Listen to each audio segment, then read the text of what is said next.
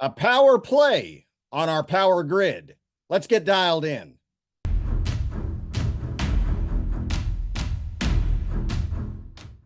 Communist dictator Joseph Stalin is attributed with having said, "When it comes time to hang the capitalists, they will sell us the rope." Fast forward many decades later, and we find ourselves ensnared by a Chinese power play that is not only undermining our economic stability, but literally powering it. Today, we examine the latest Texas scorecard documentary called Red Power that is shedding light on perhaps the most overlooked threat to both America and Texas. This is not about the color red of your political persuasion. This is about the red of the Chinese Communist Party infiltrating our power grid. Red Power is more than a film, it's a wake up call.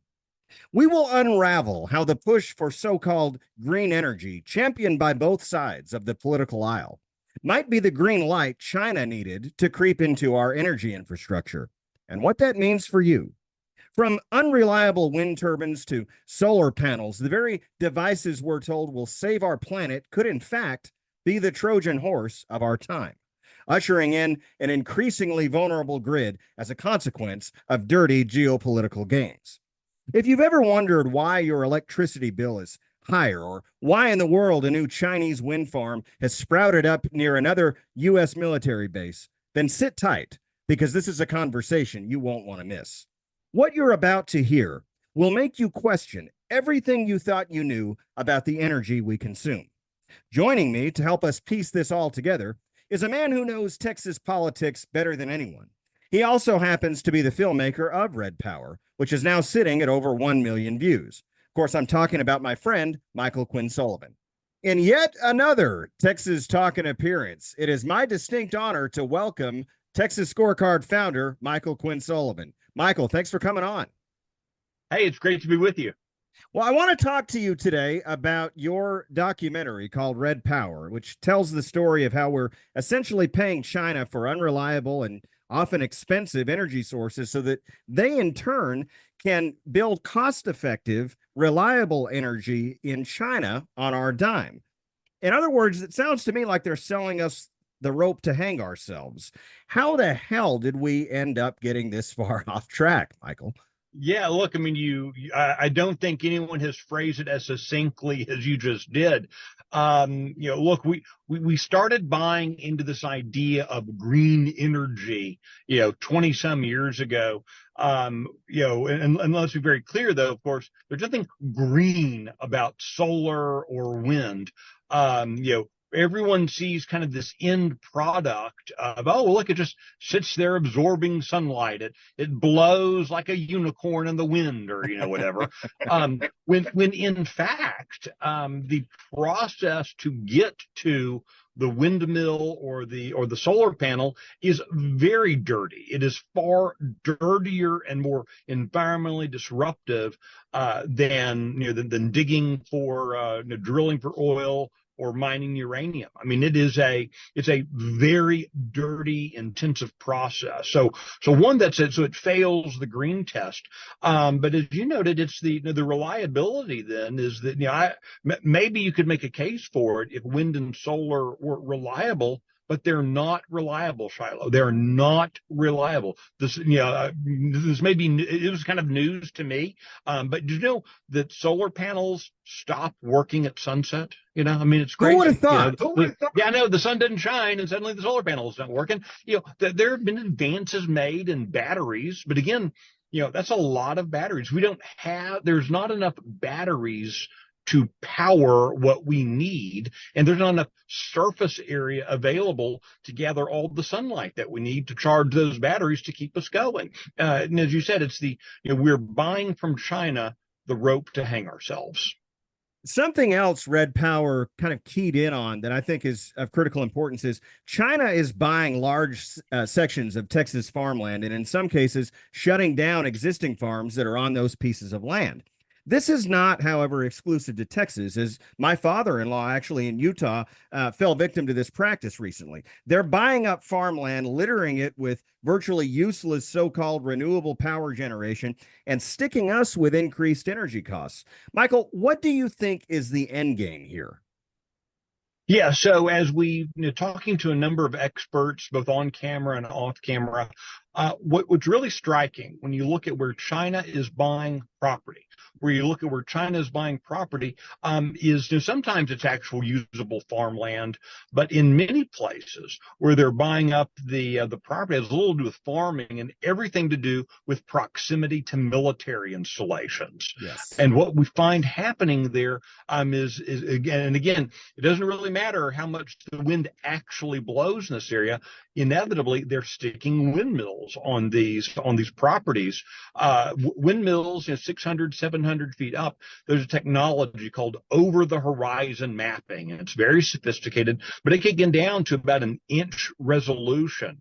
And when you're operating at that resolution, that gives whoever is using that mapping technology, the ability to see troop movements, to count the number of people, look at equipment, a whole lot of details that a trained eye can spot. Again, from on the just over the horizon, that's where the name comes from. Just over the horizon at that kind of height is giving potentially China unprecedented access into some of our nation's most important and most sensitive military installations. And not only, Shiloh, are we allowing it, but in many cases, we are subsidizing them to do it. It is literally the dumbest possible policy you can think of. I'm going to get to that in just a minute, but I want to ask you sort of a bigger picture question. How is our liberty, as we know it, placed at risk by what you call climate hysteria and what I call the climate change scam? So I know it's impacting us in a number of ways. The most important way that this attacks us is our ability to literally live. You don't have liberty without life. When we start making power unreliable, we start making our grid more and more shaky.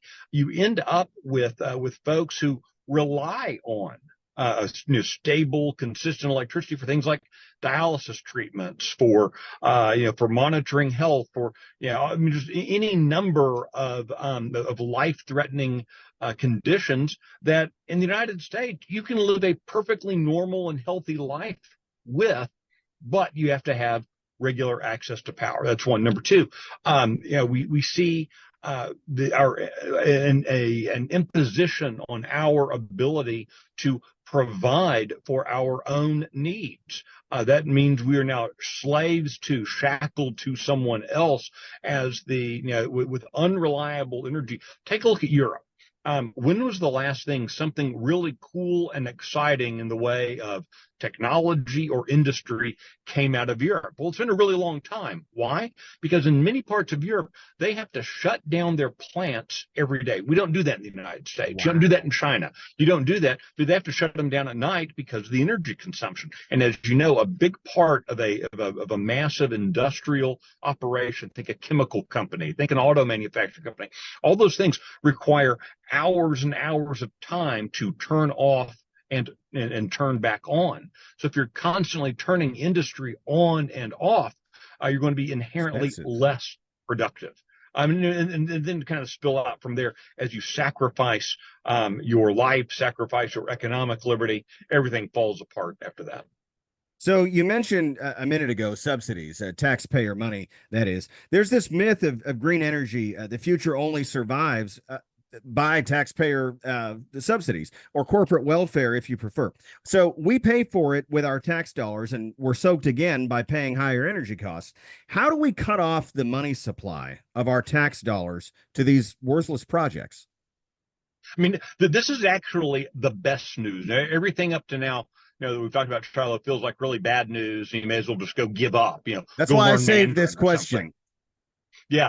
The good news is this is something you can actually do almost at home. If you want to stop China, you can literally stop China at home because in order for wind and solar to make sense, they require a whole lot of subsidies. They require subsidies from the federal government. Not much you and I can do about that, quite frankly. Yes. They require subsidies from the state, and we are starting to get a handle on that a little bit. But they really need local subsidies. And that usually comes in the form of tax abatements, where your city council and your school board and your county will arbitrarily decide to not tax them for 10 or 15 or 20 years in exchange for alleged job growth. Now, I will quickly point out at not a single one of the wind farms, not a single one of the solar fields, none of them have ever delivered on the employment numbers that they claim at the front end. They always go through after the fact, say, well, we've got to have a variance. We're not going to employ as many people. And at that point, mainly the school district doesn't care, because the school district gets the money from the state of Texas anyway. So the critical thing here is stopping the local subsidy. If you stop the local subsidy, you end the windmills and the solar panels, or the solar fields anyway. That's where we can actually make a difference, Shilo, is by talking to our city councilmen, talking to our school board members. That's where we can stop this thing. And again, that's, not only does that mean we are giving ourselves a more reliable grid, it also means that we are stopping our geopolitical enemy. And again, to think that you can do that, by taking, an hour one evening and going to a school board meeting, taking 30 minutes and, grabbing your city councilman, at the grocery store. Commissioner's court. That's a pretty good investment of time. Yes. Yeah. Commissioner's court, city council, school board. It also, as a byproduct, does something else. It causes people to be more engaged, which I think is fundamental to what we need to do in order to affect actual change. Yeah. And, our founding fathers envisioned our system of government to be one where we were all actively engaged. And the big problem that you and I have talked about this before, certainly in private, maybe in public, but that you and I have talked about this before. The biggest problem that we have is too many folks not being engaged. Yes. We need more. Many of our governing problems can be traced to a lack of involvement. Yep. And this is one of those areas, Shilo, where literally simply by being involved in your local community, you can stop Red China. That is a great investment in your great grandkids' future. Absolutely. So, Michael, give us a teaser. What is going to be the topic of the next scorecard documentary, and when might we expect to be able to see it? Oh man, you're killing me. After we do each one of these, I say, never again. I'm never doing another one. But you do such a good job of it. We need to have you doing these documentaries. Oh, go on. No, yeah. So our next documentary, we're going to be looking at the promise of free money coming into the state. I'm going to have to leave it at that. Okay. We're right now. We've begun conducting interviews, and so I need to be careful what I say, because I don't want someone to tell me no. But it's looking at coming out early December.